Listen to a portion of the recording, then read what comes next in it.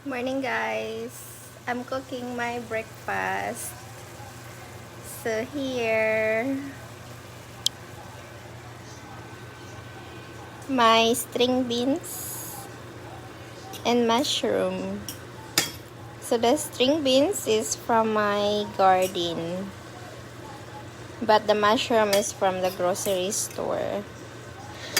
So healthy and yummy. And I have my tocino here.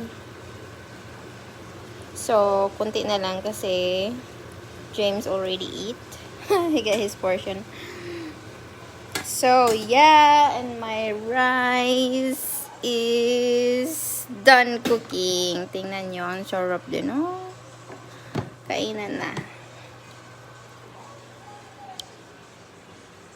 Kainan na, guys.